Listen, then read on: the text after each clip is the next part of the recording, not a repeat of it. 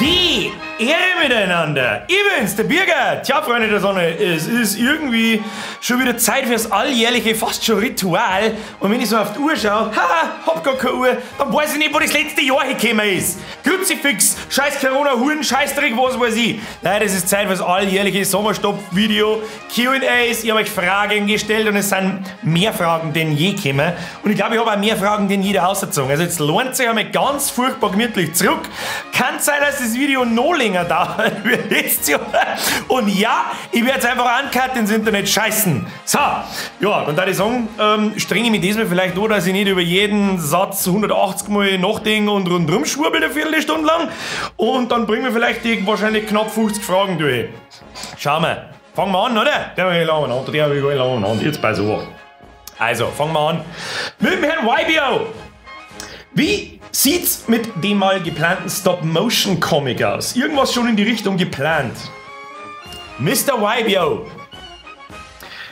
Erstens, Respekt. Aufpasst in die Streams. Schon sehr lange Zeit. Da redet man nämlich schon seit 2017 drüber. Da habe ich die Idee schon gehabt. Aber irgendwie feit so an, wie setzt das um? Das ist nämlich ein Mammutprojekt in meinem Schädel drin, das den Kopf platzt. Okay, also pass auf. Geplant. Ja, es ist tatsächlich geplant oder besser gesagt geplant gewesen. Oh Gott, wie fange ich da jetzt so, dass die erste Frage nicht schon eine Viertelstunde dauert? Also, es ist also ein kleines Träumchen, dass ich einen Film mache. Oder eine Serie, oder in dem Fall halt eine Webserie. Ernsthaft. Also, mag schon vielleicht auch ein Blödsinn drin vorkommen und so, weil sonst war es irgendwie nicht von mir. Aber halt sehr gut gemacht. Ich weiß nicht, wie ich das anders sagen soll. Da war halt jeder Normale dann daneben steht und sagt so, lecker, was hast du gemacht? Und ich sitze da und sage so, ja, schon. Und um das geht es mir eigentlich immer bei egal was ich mache. Ja, wir haben letztes Jahr eigentlich um die Zeit bin ich mit zwei Kumpels sehr regelmäßig zusammengesessen und wir haben ein Skript ausgearbeitet und und wirklich eine Story ausgearbeitet und was weiß ich was alles. Da waren wir, oder sind wir, weil gecancelt ist noch nicht, aber irgendwie schon, ist schwierig zu sagen, haben wir richtig weit gekommen für 5, 6 oder 7 Folgen, die so 10 Minuten dauern sollen. Und irgendwann haben wir dann geschwenkt so, ja, soll das der Stop-Motion-Comic sein, soll es vielleicht doch eine echte Verfilmung sein, aber keiner von uns ist halt fucking Schauspieler, das wird dann wieder peinlich. Und dann haben wir in der ersten Location angerufen, ob wir da kommen dürfen und Fotos machen dürfen für dieses Projekt. Das war in Landau Realschule im Übrigen. Und dann hat es schon angefangen. Ja, für was denn und was ist das genau?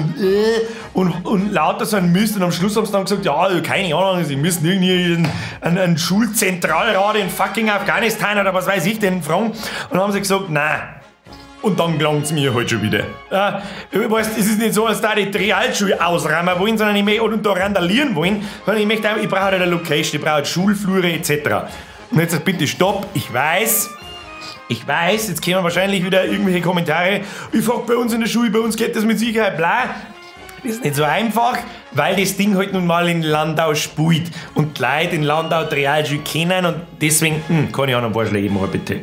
Das Gymnasium war noch eine Option oder die Hauptschule war noch eine Option, aber da wollten wir dann auch nicht mehr. Und seitdem schwierig dann ist Corona gekommen, der Ultra-Lockdown, dann haben wir lauter erwachsene Leute mittlerweile, zumindest auf dem Ausweis.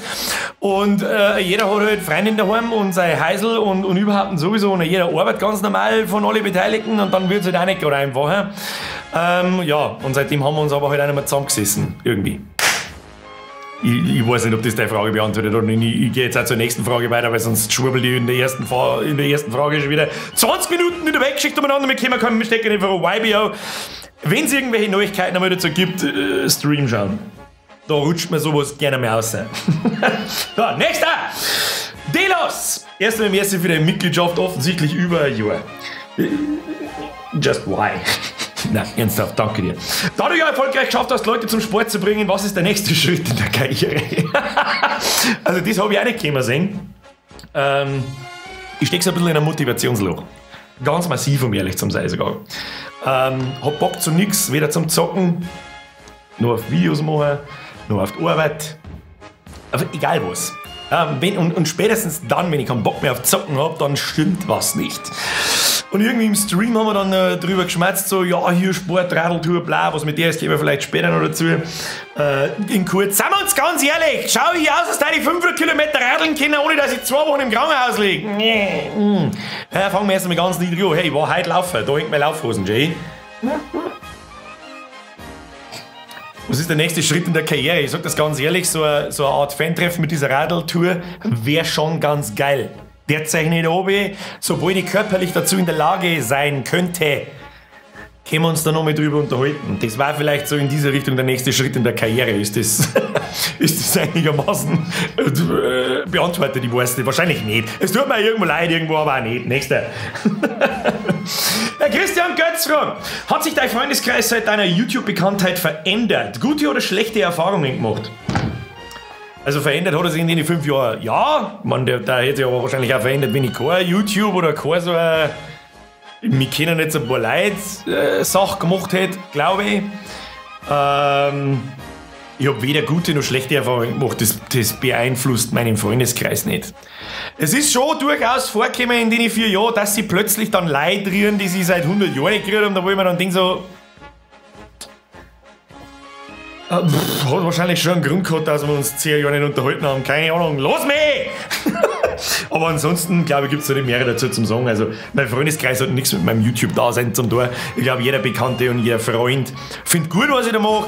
An jeden interessiert es nicht an jeden, aber sie finden es im Grunde natürlich geil. Ja, ich meine, wir haben ja alle Zocker bei uns im Freundeskreis und Bekanntenkreis und die meisten weiß es blöd. Ich finde, mir taugt's, keine Ahnung. Aber wer da jetzt in meinem Freundeskreis kommt oder nicht, hat da, glaube ich, nichts damit zu tun. Herr Götz, merci für die Frage. Desiree mit einem sehr schönen Buchstabenspielerei. Wie bist du mit dem Drachenlord in Berührung gekommen? Erwähnst ihn ja öfters im Stream, gehst aber dann nicht näher drauf ein. Gegenfrage. Wer zur Hölle ist in die letzten, sagen wir mal, mindestens 5 Jahre, ich weiß schon, die ganze Scheiße gibt es schon länger, nicht mit dem Träger in Kontakt gekommen, irgendwie der Internet daheim hat. Jetzt ist hinter mir der Monitor ausgegangen, ich habe es genau gesehen im Augenwinkel, egal.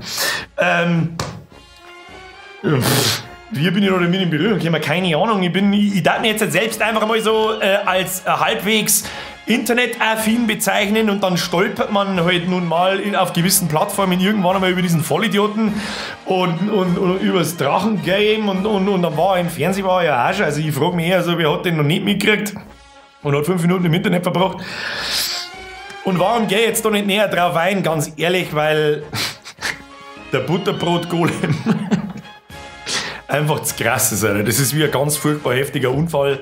Für alle jetzt übrigens, die einen Drachenlord aus irgendwelchen Gründen noch nicht kennen, nicht nachschauen. Trust me, nicht nachschauen. Don't. Zeitverschwendung. Wird da nicht gut tun. Es wird da nicht weiterhelfen.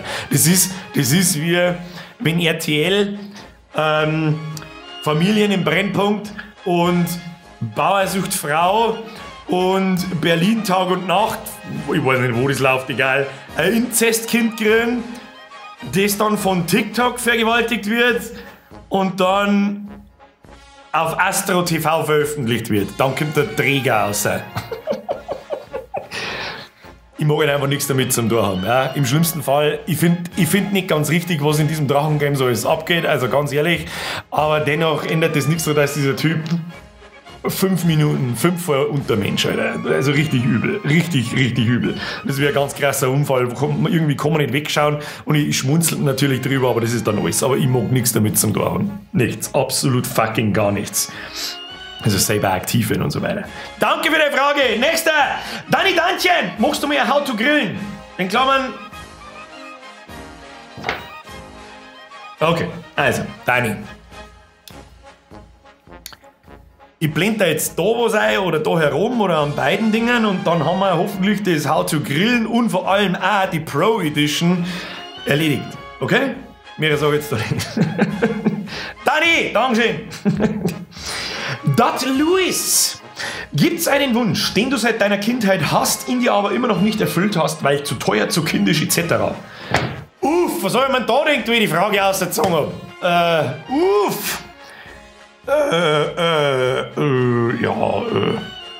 Wow. Das da?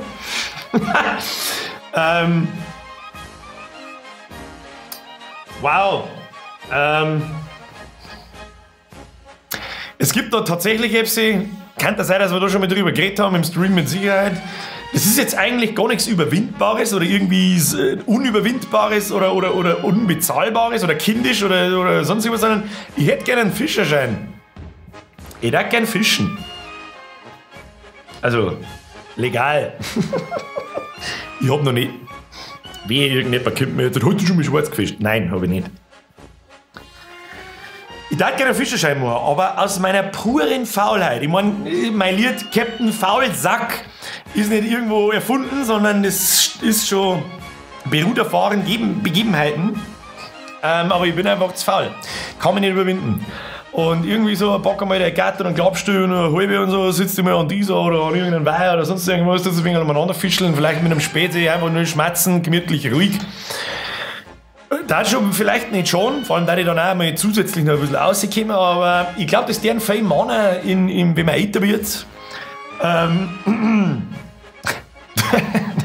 damit sie die Ruhe vom Hausdrachen haben. Und ich habe keinen Hausdrachen. Bürgerin so ist bloß kein Hausdrache, nicht ganz im Gegenteil.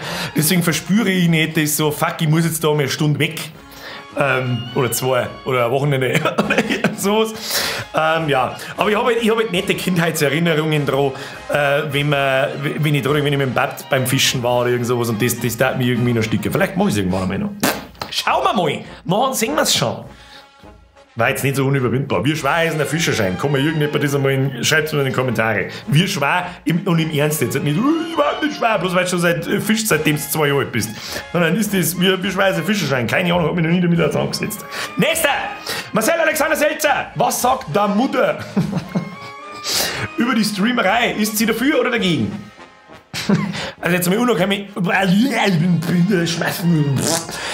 Unabhängig davon, ich lerne mich jetzt mal aus dem Fenster und sage, Alter, ich bin alt genug, ist mir scheißegal, was meine Mutter von der Streamerei hält und was nicht. Ich kann hier tun und lassen, was ich will, aber ich weiß, dass sie dafür ist, wenn du es so wissen möchtest. Sie schaut sogar ab und zu von einem Tablet aus und beidelt dann eigentlich auch wie alle anderen bloß an Computer, was ich da tue, und dass sie das teilweise zu Rekordzeiten 2000 Leute live zum Beispiel anschauen mit der Streamerei.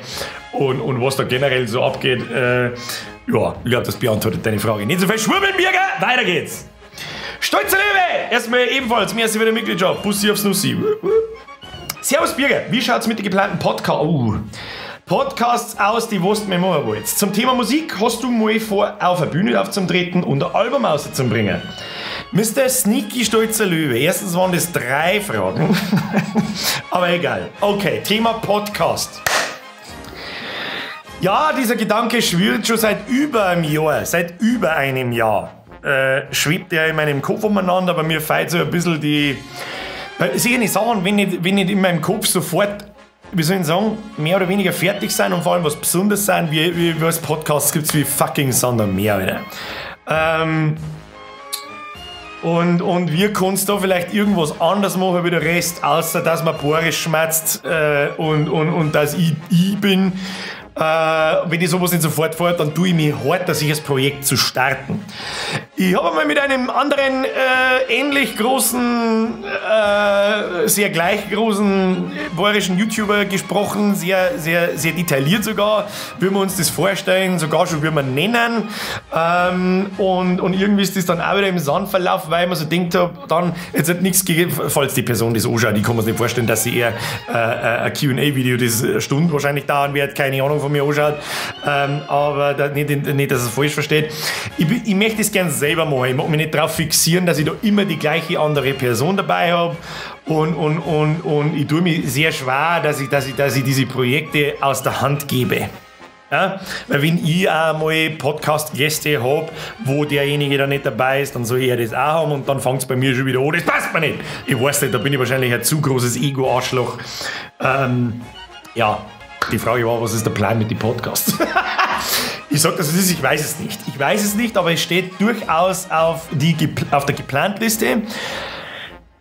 Ab in die Kommentare. Dass ihr euch von mir einen Podcast anhören. Gedankengang 20 Minuten maximal, egal was für Thema, außer irgendeine Politik-Scheiße.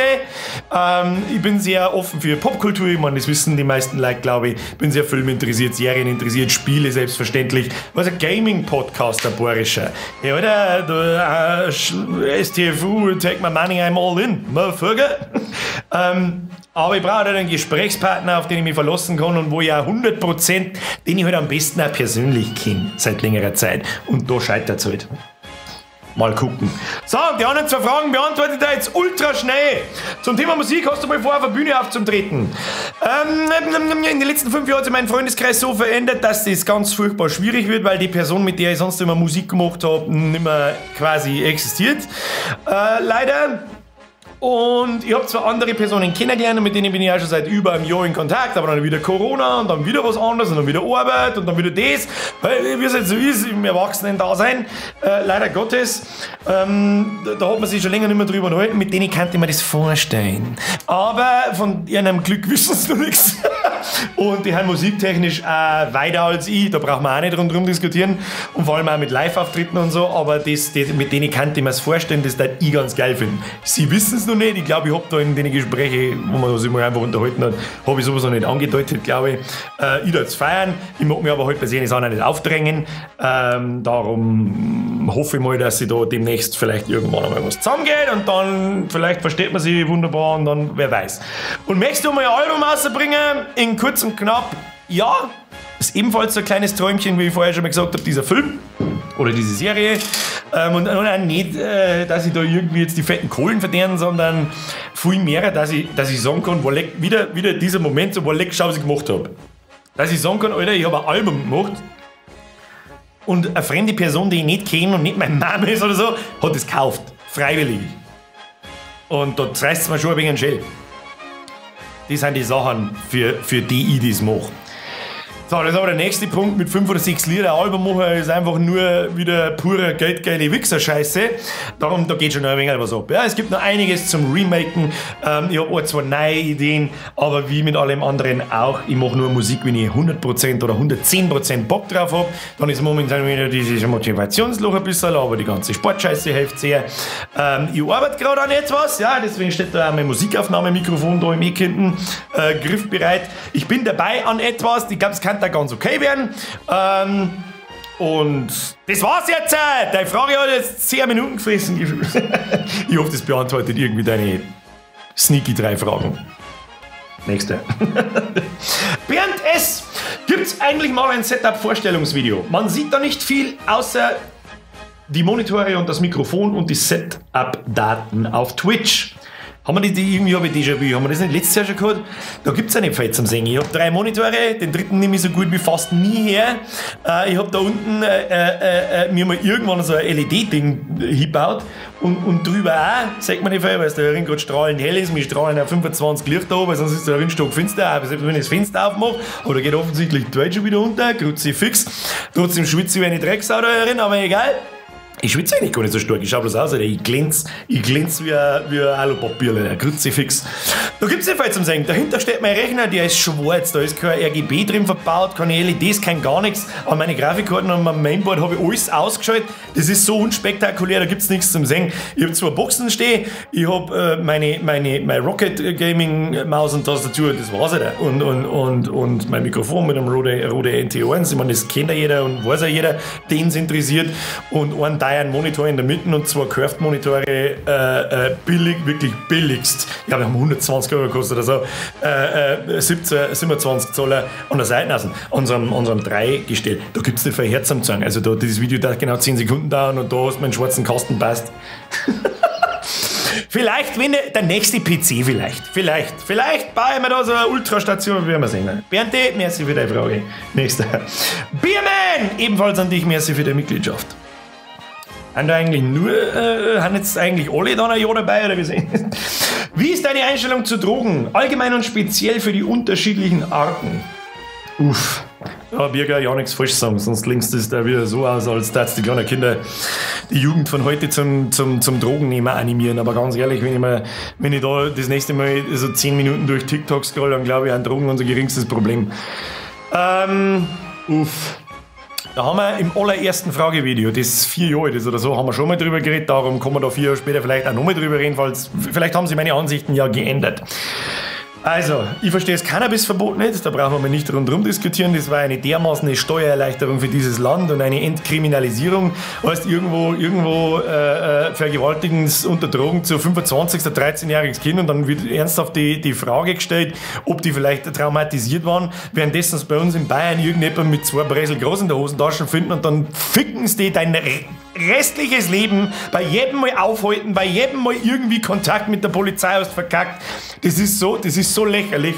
Und was da noch mit dazu kommt, ist die Lächerlichkeit, was für Hans Wursten und Hampelmänner oder Hampeltussis mir als Drogenbeauftragte da herstellen, da wo ich mich auch frage, wie kann denn das eigentlich gehen? Wie wird man Drogenbeauftragte? Indem dass man, weiß ich nicht, ein Bewerbungsschreiben für die Lebenshilfe ausfüllt offensichtlich. Cannabis ist verboten, weil es illegal ist. Hä? Ja, Cannabis, nur weil Alkohol schädlich ist Cannabis kein Brokkoli. Ja, Kruzifix, halt doch dein Fotzen. Gut. Selbst, und das da ich wahrscheinlich auch offen und ehrlich zugeben, wenn es da, weil es einfach wurscht ist, ich kiffe nicht. Ich hab da auch nichts davon. Selbstverständlich habe ich es einmal ausprobiert, brauchen wir auch nicht dran rumschmerzen. Das ist aber auch Ewigkeiten her. Da habe ich irgendwie nichts davon. Das hat mir nicht das gegeben, was das andere gerne mal gibt. Und ich glaube, es ist auch absolut kein Problem nicht, wenn man mal einen Dübel raucht. Vorausgesetzt, du bist volljährig und weißt, was du tust. Und in meinen Augen bist du volljährig mit 25. Wenn überhaupt. Wenn ich so ein Meeting. Und was mich da extrem abgeschreckt hat, ist, ich habe sehr viele Leute da wirklich sprichwörtlich kaputt gesehen. Das sind geistige Vollmoloche. Und nicht bloß einer. Da wo ich mir jetzt so 20 Jahre später denke, so, Gott sei Dank bin ich da noch nicht reingerutscht. Wir haben jetzt bei dem alles, was über Gras hinausgeht, so gut wie alles, was über Gras hinausgeht. Und da rede ich von was weiß ich nicht, Tabletten, Ecstasy, Age, Pep, Speed, was wahrscheinlich das gleiche ist, und so weiter. Und vor allem halt dann, oder ich kann mir nicht einmal selber einen Nadel spritzen. Das geht, da kann ich gehen, oder? Da kann ich gehen. Keine Ahnung. Aber das mit dem Cannabis, und das halte ich für nicht gut. Ja? Das geht nicht gut aus. Brauchen wir nicht rundum diskutieren. Ich hab noch keinen, wie soll ich sagen, schaut euch einen Wolf of Wall Street an, dann wisst ihr, was los ist. Mehr brauche ich nicht sagen. Aber diese ganze Cannabis-Scheiße, das halte ich echt für hart lächerlich. Das gehört schon lange legalisiert. Ich bin ja der Erste, der einen Online-Shop aufmacht und das Zeug verkauft.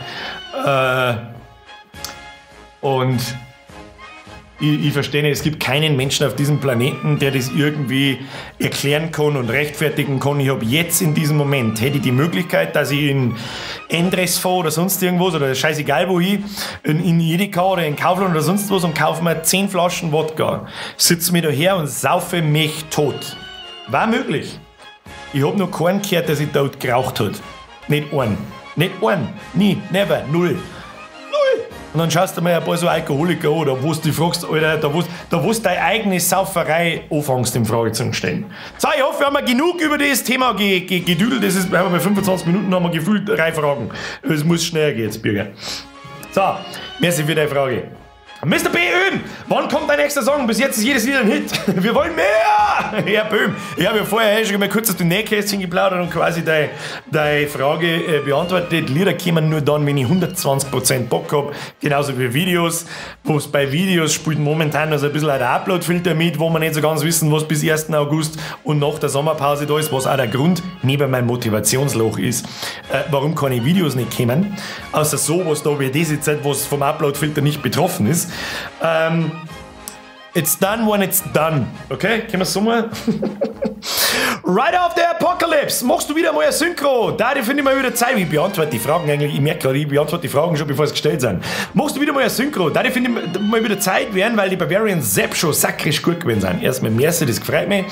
Ja, also ganz ehrlich, so wie ich die Synchros gemacht habe, werden wir uns wahrscheinlich abschminken können, weil der Upload-Filter sagt, nope. Also Bavarian Zapps und sonstiges Wobei für ein Ding hätte ich noch eine ganz lustige Idee, glaube ich, wo ich einfach lustig finden würde. Aber das können wir uns abschminken, weil der Upload-Filter sagt nein und ich riskiere meinen Kanal nicht für so einen Bullshit, auf gut Deutsch gesagt, ja, für sowas Einfaches, was ich schon vor 10 Jahren gemacht habe, sprichwörtlich vor über 10 Jahren schon gemacht habe, was mich nicht mehr so begeistert hat, deswegen setze ich nicht meinen Kanal auf Spray. Oder irgendwas auf Spray, was das da alles betrifft. Da steckt mittlerweile ein bisschen 2 Arbeit drin. So, nächster. Und dann, glaube ich, müssen wir mal kurz einmal pausieren und dann einmal starten. Nicht, dass irgendwas kaputt ist. Weißt du selber, was es ist. Herr Benedikt Frank, auch wenn es eine blöde Frage ist, aber bist du schon mal Bulldog gefahren? Ich muss nicht an Landi. Jetzt müssen wir uns ein bisschen schicken. Im Landi. In echt noch nicht. Ich bin als Kind einmal mitgefahren. Birger, du asozialer Fettsack. Kommt nicht in die Kamera! Ich bin als Kind einmal mitgefahren. Aber selber gefahren bin ich Bulldog noch nicht. Ich kenne keinen, der einen Bulldog hat. Merci, Frank. Ananas Toast! Hat sich die Ansicht zum Thema Kinderkriegen seit dem letzten Q&A geändert? Das bin ich schon mal gefragt worden, ich weiß, ich erinnere mich. Aber ob das du warst, weiß ich nicht mehr. Ganz im Gegenteil. Mittlerweile hat wirklich der Letzte im Bekannten- und Freundeskreis, der geheiratet hat, irgendwelche Kinder und sonst irgendwas. Und jedes Mal, wenn ich das mitkriege, denke ich mir so... Nein, Alter. Kurz und knapp beantwortet, okay? Müssen wir ein paar Fragen durchkriegen, sonst wären wir noch nicht fertig. Andi, erstmal merci für deine Epic-Mitgliedschaft. Ja. Zuerst einmal fetz, merci für deine ganzen Videos und Streams und dass du bei nix ein Bladel vor den Mund nimmst. Niemand braucht sich für das bei mir bedanken. Das Risiko werde ich für immer eingehen. Ja, wenn es mir wegen meinem Maul, das ich nicht halten kann, meinen Kanal sperren, dann geh ich wenigstens als Märtyrer unter. Hoffe ich zumindest. Was macht deine sportliche Karriere? Ist Motivation noch vorhanden? Du wirst es nicht glauben. Ja, habe ich vorher schon gesagt. Ich war heute laufen. Ja. Und ich habe mich, glaube ich, es war jetzt das 3. Mal, seitdem wir da das erste Mal drüber geredet haben. Und ich kann nur zu einem jeden sagen, Leute, wenn's ich kann, Alter. Aber ganz ehrlich, der Captain Faulsack himself. Und ich bewege mich wirklich seit Monaten und eigentlich Jahren so gut wie überhaupt nicht mehr. Wenn's ich zusammenkriege, dann kennt es ihr. Just do it! Motivation ist da. Ich habe mich in den 3 Mal Laufen schon so gesteigert, was ich niemals für möglich gehalten hätte. Bin viel schneller, mir geht es viel besser, mit den Taxen viel weniger weh. Meine Lungen brennt nicht mehr so, meine Tippfackeln 2 noch genauso, aber auf 3 Mal Laufen wär's, da kann ich 10 Kilo abnehmen. Mein Ziel ist auch gar nicht so als Abnehmen, sondern halt mir aus diesem Nichtstu-Dasein herauszuhieven und einen Ausgleich zu finden und vielleicht wieder mal ein bisschen eine Grundfitness aufzubauen, dass ich nicht, wenn ich in den Keller runtergehe und wieder raufkomme, mir erstmal 4 Stunden hielig und wenn ich Pech habe, einschlafe. Andi, merci für deine Frage. Nächster. Boris Compositions. Da du auf der Straße immer öfter erkannt wirst, hat es schon ein Ausmaß erreicht, bei dem du lieber darauf verzichten würdest. Freut es dich eher? Gemischte Gefühle? Rennst irgendwann einfach? Hashtag 4000 km/h Birger. Da reden wir auch immer und immer wieder dazu. Also ganz ehrlich, also gefühlsmäßig, natürlich nervt es nicht. Es gibt Situationen, wo es nervt und natürlich freut mich das, weil es ja irgendwo eine Art Bestätigung ist, wenn ich irgendwo umeinander renne und auf einmal bläht jemand deinen Namen, weil er die halt kennt und dann offensichtlich meistens, bei mir jetzt zu 100% so oft wie es vorgekommen ist, und es kommt wirklich oft vor, dann auch gut findet, was du tust. Da war jetzt noch keiner dabei, der meinen Namen schreibt und dann sagt, du fetter Hurensohn, dein Scheißdreck, den du machst, ist lauter Bullshit. Natürlich freut mich das, weil es ja irgendwo eine Bestätigung ist. Ja? Das Einzige, wo ich mittlerweile echt ein Problem habe, hinzugehen und einen mag, nicht weil ich älter bin oder sonst irgendwas, ich darf gerne noch einmal am Wochenende oder in der Woche, wo es ist, da hier ist das Volksfest. Das ist ganz schlimm. Ich schwöre dir bei Gott, seit 4 Jahren kann ich nicht mehr in ein Volksfest reingehen, ohne dass mir 10 Meter nach oder meistens schon eigentlich davor beim Auszug irgendjemand meinen Namen schreit und dann ist vorbei. Dann ist fucking vorbei. Dann, der Erste, wer mich sagt, dann habe ich keine Ruhe mehr. Dann kommt im 5-Minuten-Tag irgendjemand, ich habe da nie ein Problem damit. Mit, hey, können wir mal ein Foto machen, ein Autogramm, ja, wenn es ein Stift dabei ist, ich renne nicht den ganzen Tag mit einem Edding 3000 umeinander. Das ist aber, natürlich ist das überhaupt kein Stress nicht. Und es braucht ja keine Hosen scheißen mich zum Sprechen. Aber im Volksfest ist es echt schwierig. Ganz ehrlich, da möchte ich mit meinen Kumpels da hocken und nicht alle 5 Minuten irgendwelche Leute da haben, die halt dann kommen mit wow, geil und Ding. Und natürlich finde ich das geil, aber im Volksfest halt nicht. Und das hat einen ganz bestimmten Grund, weil im Volksfest ist man nämlich meistens ein Psuffer. Und das kenne ich von mir selber, deswegen kann ich da auch kein Bass sein, bin ich auch nicht, weil ich genau der gleiche war. Wenn man Psuffer ist, dann verliert man halt jeden Respekt. Jeden. Und dann wird sie einfach am Tisch gesessen und aufgeklärt und umeinander da, als wäre man seit 15 Jahren die besten Freundzeiten und was weiß ich. Und da hört der Spaß dann auf. Da glaube ich, ich hoffe, dass man das jetzt da keiner als arrogant oder irgendwie hochnäsig oder sonst was auslegt, aber da hört für mich der Spaß dann auf. Dann habe ich keinen Bock mehr, weil das mir einfach zu dumm ist. Weißt du, dann hast du die psuffen Idioten, die da mit dem Gesicht und die irgendeinen Scheißen, hau mal ab, Alter. Es ist schon genug, wenn das meine Kumpels tun. Ja, ich hoffe, dass die Frage einigermaßen beantwortet. So, jetzt da war ich weg. Scheiß, käme runter, weil bloß eine halbe Stunde auf. Du 3 stürmen einfach on the fly weiter. Jetzt möchte mal ein paar Antworten durchballern, weil ich glaube, ich habe noch nicht einmal ein Zehntel wieder. So, jetzt mir Gaff. Weiter geht's. Boris, merci für die Frage, ich hoffe, die ist beantwortet. Nächster. Wen haben wir da? Samben, was ist das schlimmste Preisvideo, über das du jemals ein Video gemacht hast? Für dich persönlich? Also das ist sehr einfach beantwortbar. Also das Allerschlimmste, das war der Typ, der die Weißwürst in Champagner kocht. Unser kleiner Sidekick, der kleine dicke Sidekick, der es vielleicht einen Ausreiß nicht kennt, aber nein, auch nicht. Das ist so der typische Schlagleit, da wo ich sofort weiß, Alter, halt die Fresse, weil du gar nichts kannst, außer von deinem Vater irgendwas geerbt haben oder Geld gewonnen haben oder sonst irgendwas und dir einen auf Schickimicki machen. Der war mit Abstand das Schlimmste. Samten, merci dir. Nächster. Ulriko! Nein, Ulikro, Entschuldigung, hab mich verdammt. Wie viel Zeit investierst du in einer Woche in YouTube, wenn ich fragen darf? Gute Frage. Das ist komplett unterschiedlich. Wenn ich motiviert bin, weiß ich nicht, das zähle ich mit. Also auf alle Fälle einmal mindestens 2x4 Stunden, 2x2 Stunden für den Stream. Da haben wir immer überziehen eigentlich 2x3 und ich meine, vorbereitet gehört das auch und hergerichtet und so weiter. Nein, das kommt drauf an. Jetzt, wenn ich die letzten 4 Wochen schaue, ja, kämen nicht viele Videos, haben wir uns jetzt aber auch schon ein paar Mal drüber unterhalten, warum. Ja, das demotiviert mich einfach mit dieser Upload-Filter-Kacke, weil ich nicht weiß, was kommt. Bis zum 1. August, aber das werden wir hoffentlich aussitzen, wenn die Sommerpause vorbei ist. Die Sommerpause geht übrigens vom 4. August, da ist der letzte Stream erst einmal. Und dann komme ich, glaube ich, am 5. September, das ist der erste Montag, da bin ich sauber, ja, in der ersten Schulferienwoche noch da und in der letzten wieder da, das glaube ich passt. Und Sommerpause haben wir jetzt. Ja, das werden wir auch nicht abreißen lassen. Ich hoffe, danach einen kleinen da. Mache ich aber auch noch ein kurzes Video, so mit Habitäre beim Furt. Ich kann es nicht sagen, wie viel Zeit dass ich investiere. Die letzten 4 Wochen das Bumsoft-Update ist gekommen, für meine Trinkspiel-App und so weiter. Da bin ich sehr viel gesessen, also in eigentlich fast jeder freien Minute die Woche und vor allem die 2 Wochen vorher, bis zu den ersten Tests gekommen ist. Ist auch, glaube ich, ein ganz gutes Update geworden. Es wird auch sehr gut von euch angenommen. Als Update-Video keine Sau angeschaut, aber das ist mir auch wurscht, hilft das sowieso nicht. Muss auch mal irgendein Video untergehen, das ich mache. Ich kann es nicht sagen. Ich darf jetzt einmal im Schnitt irgendwas zwischen 10. Also wenn ich gerade ein Projekt habe und gerade wirklich aktiv tue, dann darf ich jetzt einfach mal auf 10 Stunden mit den Streams oder 15 bis 20. Ich kann es da nicht sagen. Ich sag das, wie es ist. Also ganz ehrlich, im Bumsoft-Update waren es mehrere wie 20 in der Woche. Da habe ich mehrere an dem Bumsoft-Ding gearbeitet wie in meiner normalen Arbeit. Und wenn ich ein Video schneide, 50-50, normale Arbeit 20 Stunden, YouTube 20 Stunden. Momentan nicht, weil ich halt nicht so viele Videos auf dem Plan habe. Das werden wir sehen, was sich da ergibt nach den Sommerferien.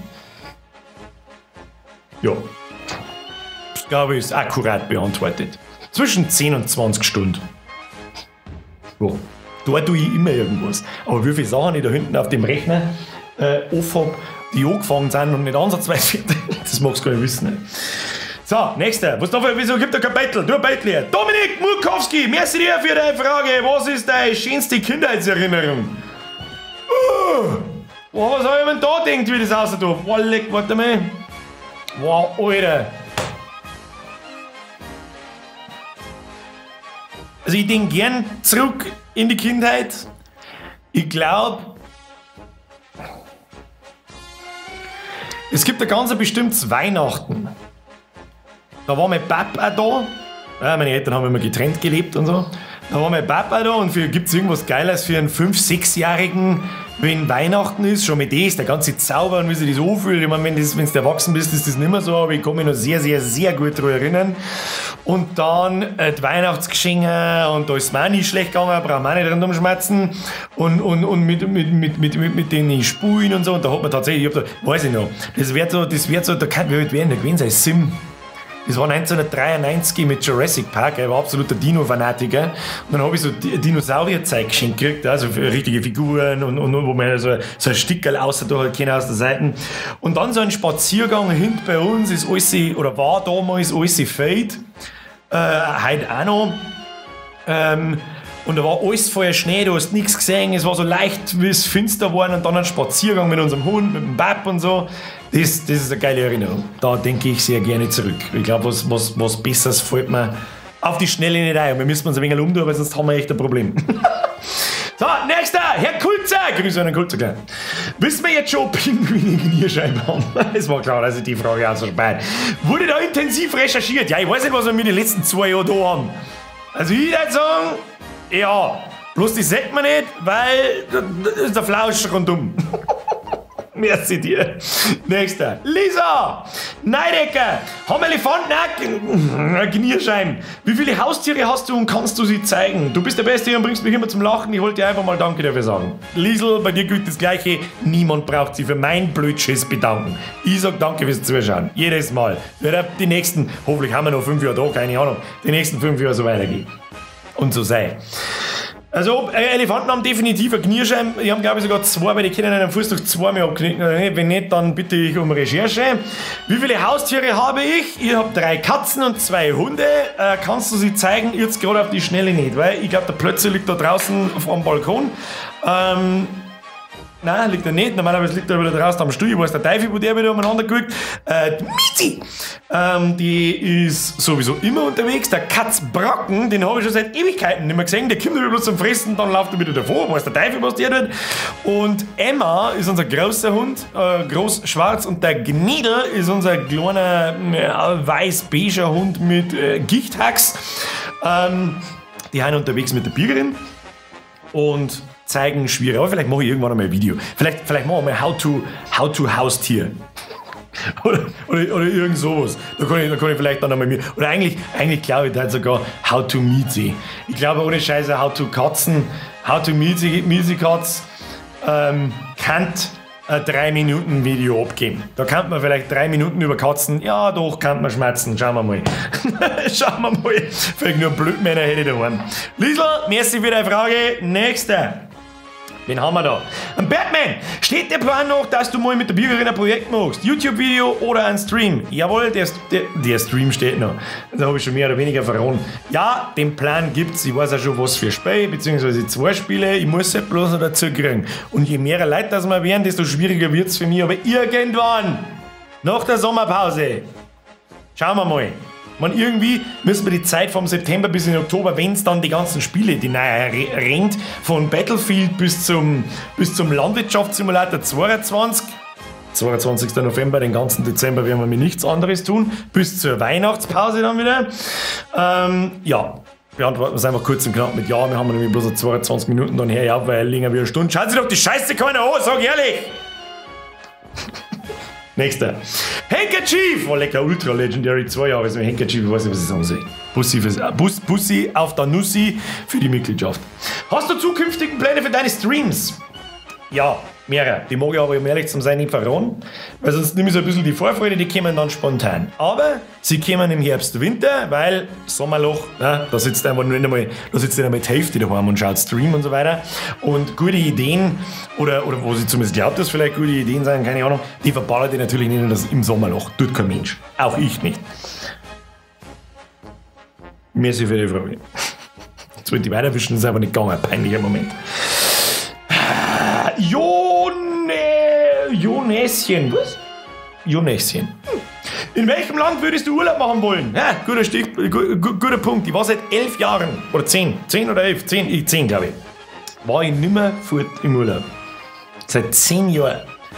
Deswegen haben wir in Birgerin beschlossen, wenn wir Urlaub haben, ja, kriegen wir immer Langurlaub und Sommerpause halt darum auch ist. Das ist die einzige Möglichkeit, wo ich dann weg kann, einmal eine Zeit lang. Werden wir wegfliegen. Wir wissen noch nicht so hundertprozentig wann. Wir wollten eigentlich heute buchen. Sag ich da ein bisschen, wir wollten heute buchen. Dann müssen wir es dann nach dem Video tun. Wo ich gerne mal hin möchte, das hat aber damit eigentlich gar nichts zum tun. Ich möchte generell mal wieder fort und ich möchte gerne mal einen Kontinent verlassen. Was ich noch nie da habe. Oder? Nein, habe ich noch nie. Und ich habe mir immer eingeredet, so, Karibik oder Bali oder irgend sowas, das ist unbezahlbar, da zahlst du 5.000 Euro für Flug, Hotel und dann bist du eine Woche lang hinten. Und habe dann mal jetzt beim Recherchieren so mitgekriegt, so, das ist überhaupt nicht wahr, Alter. Das ist überhaupt nicht wahr, das ist ich sage jetzt mal, ja, das ist zwar ein saftiger Monatslohn, der da flöten geht, das ist schon klar, aber nicht ansatzweise so krass wie ich, also ich möchte gerne einfach, was möchte ich für ein Land sehen? Österreich, Hashtag Lieblingsland. Ich möchte aber in Karibik. Ist das eine akzeptable Antwort? Um alles zu machen. Urlaub, Kontinent verlassen. Wenn man das Land anschaut, glaube ich nicht. Ich werde bloß schnorcheln. Schnorcheln ist geil. Gut, danke für die Frage. Gordon Shumway! Was? Vor 89 Jahren? Da hast du mich gekriegt. Vor 89 Jahren, vor 2 Tagen. Hast du mich gekriegt. Wann kommt eigentlich das nächste Kruzifix-How-To-Video? Warum habe ich denn das ausgespeichert? Weil ich die Frage schon lange nicht mehr gestellt gekriegt habe. Selbes Thema wieder, beantworte ich ganz kurz, solange das mit dem Upload-Filter bis zum 1. August nicht geregelt ist, was passiert, wie es passiert und so weiter und so fort, demotiviert es mich ganz krass, dass ich überhaupt irgendwas mache. Weißt du, was ich gestern gemacht habe? Ich habe gestern ein How-To, ich habe ein How-To-Video gemacht im TikTok-Universum. Und da habe ich so viel Spaß dabei gehabt, wie schon seit Ewigkeiten nicht mehr. Das Ding hat, glaube ich, mittlerweile 50.000 Aufrufe und 5.000, 6.000 oder was weiß ich, wie viele Likes. Da habe ich mich gefragt, erst wo kommen die ganzen Leute her? Und es motiviert natürlich auch, wenn das ein ganz nagelneuer Account ist, ja, so das nochmal von vorne anfangen, so ein bisschen. Natürlich habe ich einen kleinen Bekanntheitsbonus bei dem einen oder anderen, mit Sicherheit, aber trotzdem, und da komme ich da, der Upload-Filter ist mir auf TikTok scheißdrecks, egal, wenn sie mir da meinen Account löschen, dann sage ich, ist wie geil, oder? Und deswegen mache ich vielleicht die nächsten paar Tage und Wochen da drin irgendeinen Scheißdreck, keine Ahnung, der mir einfach wurscht ist. Wann das nächste Kruzifix und How-To dann kommt, da gibt es eine Liste, die ist so ellenlang, das kannst du dir gar nicht vorstellen. Werden wir entscheiden und ich versuche mich zu bessern mit den Videos nach der Sommerpause. Ist das in Ordnung? Bis dahin müsst ihr euch leider gedulden, es tut mir leid. Es tut mir leid. Ich mag mir gerne die Arbeit sparen. Was weiß ich nicht, 10 Stunden an einem Video ohne zum Sitzen und bloß, dass dann der Upload-Filter sagt, nö. Ist mir übrigens, meine Stimme, abgehauen. Ist mir übrigens auf Facebook schon passiert. Da haben sie How to Pulled Pork nicht aufgeladen und gelöscht, weil irgendeine koreanische Firma, keine Ahnung, irgendwas, bla bla bla, Video geht nicht online. Da bin ich schon da gesessen und mir gedacht, ja toll, super, könntest du mir am Arsch lecken. Dann lassen wir uns was anderes einfallen. Mehr Streams, andere Formate, was weiß ich, irgendwas fällt mir schon ein. So, jetzt pass auf. Feldu! Du hast in letzter Zeit öfter erwähnt, dass ihr sparsam seid. Wie definierst du sparsam? Und ist dann tatsächlich so, dass du das ganze Konsumieren nicht brauchst oder du öfter gern was hättest, aber einfach trotzdem nicht kaufst? Du hast recht, das habe ich tatsächlich in der letzten Zeit ab und zu mehr erwähnt, weil da habe ich noch nie so bewusst drüber nachgedacht, aber ich glaube, dass ich im Monat 300 Euro brauche. Ermöglicht mir natürlich auch so ein bisschen mein Elternhaus, ja, da zahle ich keine Miete nicht, aber trotzdem geht da halt einmal lang einmal das kaputt und das kostet eigentlich wahrscheinlich genauso viel wie Miete. Dennoch glaube ich, wenn es hart auf hart kommt, komme ich mit 300 Euro aus. Und ich fahre einen abgefahrten Fiat Stilo. Bürgerin-Eltern, falls ihr das seht, nicht besser, den haben sie uns geschenkt. Ich habe vorher aber auch einen Stilo gefahren, mein eigener. Weil es mir einfach egal ist, für mich hat das keinen Wert nicht, das ist mir scheißegal. Ich kaufe mir auch nichts. Das Einzige, wo ich in meinem Leben richtig viel Geld ausgebe oder geben habe, so alle 5 Jahre mal, das ist mein Rechner da hinten, weil ich den halt auch 20 Stunden gefühlt am Tag benutze. Und ansonsten gebe ich mir Geld für Essen aus. Das war's. Das halt konsumieren. Man, natürlich habe ich mal das eine oder andere in Marken gewandt, aber das ist auch 3, 4 Jahre alt, wo ich meinen Skate-Job noch gehabt habe. Ich kaufe mir keine Markenklamotten mehr. Und wenn, dann kaufe ich es mir einmal und dann habe ich die 10 Jahre teilweise an. Alter, ich habe noch T-Shirts, vor allem so, ich habe halt gern Skate-Klamotte an oder halt Skate-Marken wie DC, Element, ich liebe Element, Volcom und so weiter und so fort und habe Nike Air Max schon. Ja, natürlich sind die Schweine teuer, aber dass die 8 Jahre alt sind, da redet keiner drüber. Ich brauche einfach nicht viel Geld. Habe ich zumindest das Gefühl, keine Ahnung. Das, was mir das meiste Geld in meinem Leben kostet, ist die verfickte Autoversicherung. Für das, dass ich gefühlt 5 Meter im Monat fahre und Heizöl. Das war's. Ich verbrauche sonst nichts. Irgendwie. Gib mir meinen Computer heute mal. Bin ich in der Regel eigentlich immer zufrieden gewesen, bis zum Motivationsloch jetzt. So, jetzt haben wir noch, wie lange haben wir noch? Viertelstunde noch. Jetzt müssen wir durchballern. Herr Felder, ich hoffe, das ist einigermaßen beantwortet. Ich bin keiner von diesen Minimalisten, die sich nichts mehr in den Raum einstellen und bloß noch Matratzen am Boden haben und das Gras draußen fressen. Aber also richtig Würsten mit dem Geld tue ich nicht. Ich weiß ja nicht, was ich mir gern kaufen darf. Außer, dass ich vielleicht so viel Geld hätte, dass es scheißegal ist, dass ich mir jetzt eine 3090er RTX-Grafikkarten kaufe, die gerade das 5 Euro kosten und ich einfach sage, ja, ist mir wurscht, daher. Aber ansonsten wisst ihr nicht, was ich mir kaufe, mehr, aber nicht dann bleiblos. Nächste Frage. Gin Tonic 85, hast du das Gefühl, dass sich die Leute wirklich für einen Bürger als Person interessieren oder für einen Bürger den blärenden Blödsinn schmerzen? Finde ich ein richtig interessantes Thema, also nicht nur in der Community, sondern auch im Privaten beim Thema Bekanntschaften. Also ich glaube nicht, dass ich meine Freunde und Bekannten habe, weil ich der umeinander blärende Blödschmerzer bin. Hoffe ich. Falls doch, dann sagt es mir bitte. Und ob sie die Leute jetzt in der Community, glaube ich, dass sie 90%, also jetzt mal 90%, die mich kennen und die gut finden, was ich mache und die mich verfolgen, die mich sehr verfolgen, bis einigermaßen verfolgen, sie durchaus für meinen Blödschmerz und nennen wir es einmal Comedy-Blödsinn oder Dummschiss halt einfach interessieren und dass sie der harte Kern, also die richtigen Fans, Mitglieder zum Beispiel, die sehen die Sachen machen und in die Streams sitzen und keinen Stream versammeln, was ich ultra krass finde, das passt immer noch nicht in meinen Kopf, was da eigentlich abgeht. Und das hört einfach auch nicht auf. Gut, jetzt haben wir gerade ein wenig ein Sommerloch, aber das haben wir jetzt wieder. Kann ich mir durchaus vorstellen, dass sich diese 10% dann auch für die Person interessieren. Ich meine, das ist ja bei mir genau das Gleiche. Ich dachte mir auch, wen feiert die zum Beispiel? Wen feiert die? Ich weiß, ich feiert keinen, ich feiert bloß mich. Das ist Spaß natürlich. Nehmen wir Maynard James Keenan, einen Sänger von Tool. Feiere ich. Da mich interessieren, was der den ganzen Tag so treibt. Natürlich. Natürlich glaube ich, dass das dann irgendwie automatisch dazu kommt, dass man sich dann auch für die Person interessiert. Irgendwie. Obwohl ich glaube, mein Leben rundherum nicht so was Besonderes ist, glaube ich. Da gibt es nicht recht viel zum Erzählen und Dings und so. Ich hoffe, das ist einigermaßen beantwortet. Wir müssen uns schicken wieder. Gin Tonic, Entschuldige. Cycle Reese, ja, Spieger, wann hast du deinen ersten Rausch gezogen und wegen was? Mit 11 und wegen 3 Gaswölbe. Kreuzer, hast du ein Moped-Motorradführerschein? Wenn ja, welche Motorräder gehabt oder im Besitz? Ich hätte gerne mal eins gehabt, hab von der Mama nie eins gekriegt, weil sie gesagt hat, du Trottel, da rennst du und recht hätt's gehabt. Hab keinen Moped-Führerschein und ich habe auch kein Moped jemals besessen. So, jetzt merkst du, das werden wir schneller. Simon Scheib, kannst du mal ein Rocklied machen? War mega geil. Die Überlegung gibt's. Vielleicht. Wenn ich gerade das richtige Gefühl habe, die richtigen Beats vielleicht erfinde und wie gesagt, das muss der Moment es ausmachen. Wenn ich mich da jetzt hinsitze und versuche, absichtlich ein Rocklied zu machen, also nicht. Tobias! Was sind so meine nächsten Ziele? Oh, leck. Also,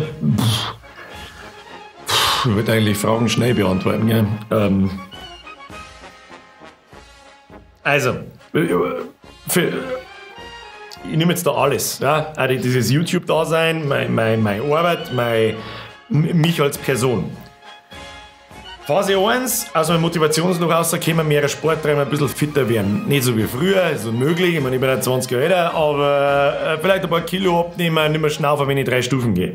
Zweitens, das hier alles mal mindestens auf dem Level zum halten, damit ich nach wie vor sagen kann, Leute, wir sind mal die größte dauerhaft auch, ja, das ist nicht bloß so ein One-Hit-Ding, sondern dauerhaft die größte Gaming- und Streaming-Mundart-Community, die es gibt. Glaube, klärt es mir auf, wenn es nicht so ist und ich jemanden übersehe.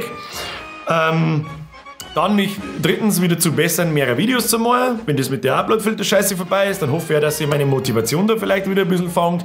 Plus diese Sportgeschichte und der ganzen Scheiß, dass mir das vielleicht ein bisschen auszieht. Schauen wir mal. Und vielleicht ist sogar irgendwann ein Ziel, davon zu leben. Vielleicht ist es irgendwann, vielleicht. Schauen wir mal. Bloß glaube ich habe nach wie vor irgendwie so ein bisschen das Gefühl, dass man das Community übernehmen darf. Weil dann viele Leute, glaube ich, meinen, so jetzt ab dem Zeitpunkt macht das nur noch für Geld. Und das ist nicht so.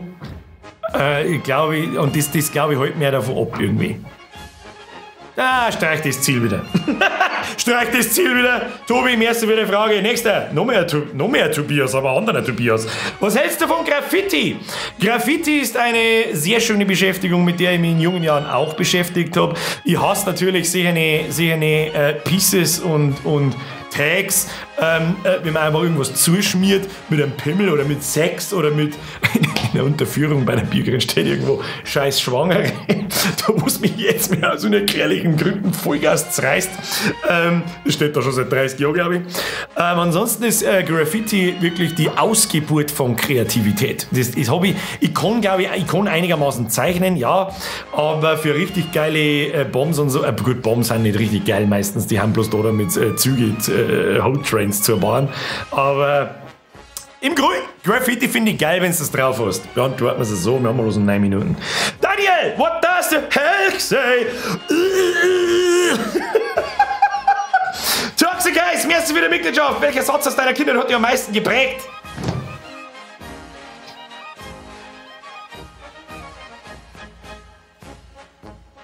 Du Bene, die Russen kommen.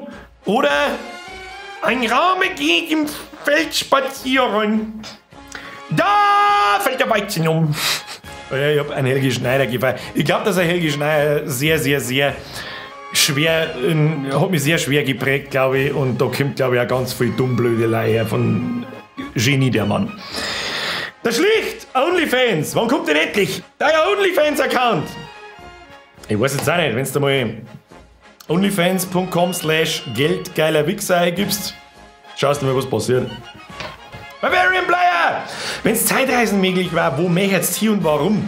Leute, kennst du jetzt halt am Schluss aus, sie nehmen mit sich eine Fragen mit so einem tiefen Scheiß, Alter. Ich möchte in Zukunft. Ich möchte 10 mehr die Zeitreisen können, so einmal so 50 Jahre voraus, in einen Zeitraum, wo ich noch leben könnte, wenn ich Glück habe.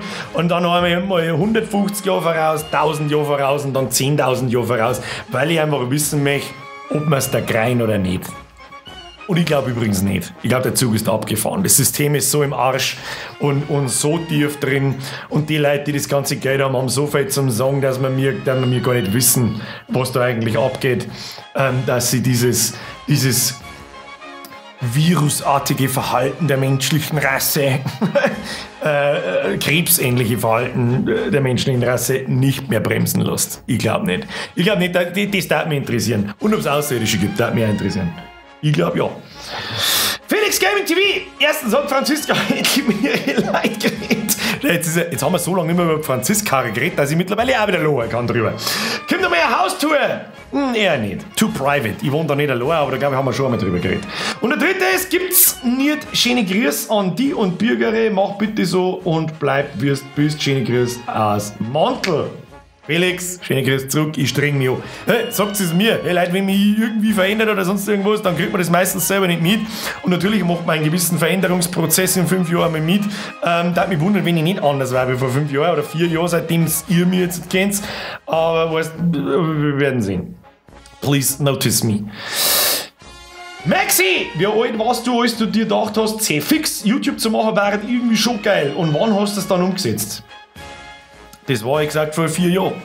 Und da ist How to Leberkäse gekommen, das ist viral gegangen und dann habe ich mir gedacht, so, jetzt probierst du das. Und da sind wir heute. Verrückter Scheiß eigentlich. Matti, servus! Ich wollte schon immer mal wissen, ob du schon mal Apple ins Auto gespielt hast und wenn ja, wie war's? Ja, meiner Mom mit 11. Frag's selber. Ulkiro, schon wieder, der Uliko, haben wir den nicht schon gehabt? Was ist denn jetzt eigentlich mit dem Upload-Filter? Oh, da glaube ich, haben wir schon ein paar Mal drüber geredet heute. Ja, werden wir sagen, 1. August, Leute. Ab 1. August, wir werden sehen. Stoffe, merci für die Mitgliedschaft, an ihre Weißbierlichkeit. Schau lieber mal das TikTok-Video, dann ist mit der Weißbierlichkeit gleich vorbei. Wie hast du das mit den ganzen Beutel in der South-App und so gemalt? Oder eher, wie hast du das gelernt? Hast du einen Tipp für einen blutigen Anfänger? Merci schon im Vorfeld. Es gibt wirklich immer noch Leute, die nicht wissen, dass das nicht eingezeichnet habe, gell?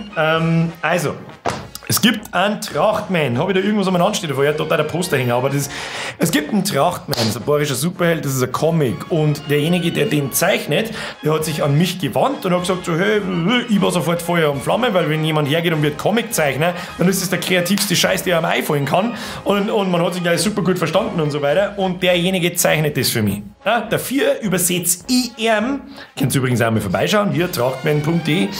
Dafür zeichnet er mir diese Karikaturen von mir und ein paar so Beutel und so. Und ich übersetze ihm seine Heftel auf Bayerisch. Gute Sache, da die sagen, war sofort Feuer und Flamme. Also, er kriegt kein Geld von mir, ich krieg kein Geld von ihm. Das ist ein Freund, wir haben ein sehr, sehr, sehr freundschaftliches Verhältnis.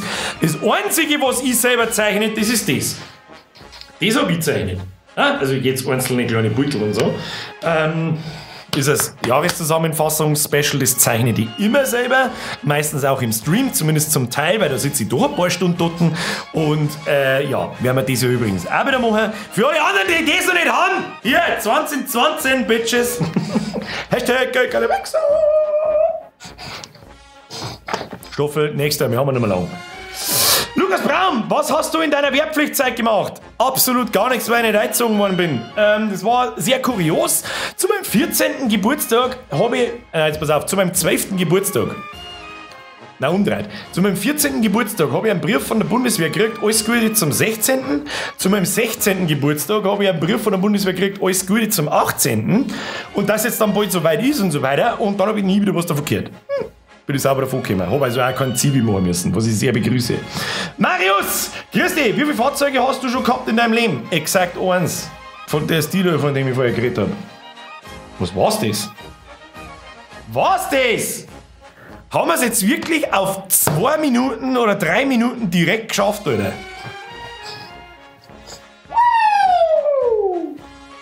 Ja, da war doch wieder sehr viel geschmatzt worden. Jetzt überlege ich gerade schon wieder, was habe ich jetzt 1 Stunde lang geschmatzt? Tja, aber wie beenden wir das jetzt? Das kam unerwartet. Irgendwann haben wir wieder irgendjemanden übersehen. Lukas Braun, der Stoffler, der Ulriko, der Matti, Maxi, Felix, Bavaria, der schlicht Onlyfans haben wir auch gehabt. Da, wie kann ich mir, oh, das ist ein ganz wichtiger. What does the hell? Ja gut, dann haben wir es weg, Alter. Ja Leute, dann gibt es nichts zum Sagen dazu. Ich weiß zwar nicht, das glaube ich habe ich letztes Jahr auch schon gesagt, ich weiß zwar nicht, welcher Besoffene auf das nach diesem Video auf Abonnieren drückt, aber wenn du das noch nicht da hast und du fühlst dich gerade danach, dann tu es. An alle anderen sage ich, die schon abonniert haben, hey, checkst du mal die Glocken ab, ob du da alle, mittlerweile kann man da glaube ich sogar 2 Benachrichtigungen einstellen, ob du wirklich alles von mir mitkriegst und dann entscheidet YouTube für dich, ob du 6 von 7 hoch oder nicht, was ich absolut lächerlich finde, aber was weiß ich schon. Check die Glocke alle und dann weiß ich es auch nicht, dann haben wir fertig. Jawohl. Checkt meinen TikTok-Account. Ah, lecker, dass mich das motiviert, das hätte ich nicht können sehen. Ah, genau, werden wir sehen. Ich hab so Bock, Leute zum Trollen. Oder zum Verarschen oder sonst irgendwas. Irgendwas kriegen wir. Irgendwas voll den Schei, was weniger peinlich ist, was der restliche Haufen auf so tut. Das ist aber auch nicht recht schwierig. Scheißegal, Hauptsache Spaß haben. Ja, Leute, dann sage ich, as always, vielen herzlichen Dank fürs Zuschauen. Ich habe keine Ahnung, wer sich die Scheiße 1 Stunde lang gibt. Respekt. Vielen herzlichen Dank an meine Mitglieder. Da waren ja doch auch wieder einige Fragen auch dabei, die sich da wirklich beteiligen. Und danke für die netten Fragen und nicht die typische Scheiße, kennst du Weißbier das und kennst du bla irgendwas, was ich seit 4 Jahren eigentlich schon nicht mehr her kann. Egal, ist aber auch nicht schlimm. Und dann würde ich sagen, jetzt schleicht wir uns davor. Wir sehen uns wie gewohnt bis zur Sommerpause in die Streams am Montag und Mittwoch um 20 Uhr auf YouTube und Twitch. Und ja, dann würde ich sagen, Bussi aufs Nussi, ganz furchtbar fest. Vielen herzlichen Dank fürs Zuschauen. Haut euch rein, bis zum nächsten Mal. habe die... Hoppala, das war mir eine Ehre, Sie belustigen zu dürfen. Das haben wir vergessen. Und jetzt, haben wir die Tröte eigentlich da? Ja, die haben wir da schon, ja. Habe! Zeigt's euch, habe die Ehre.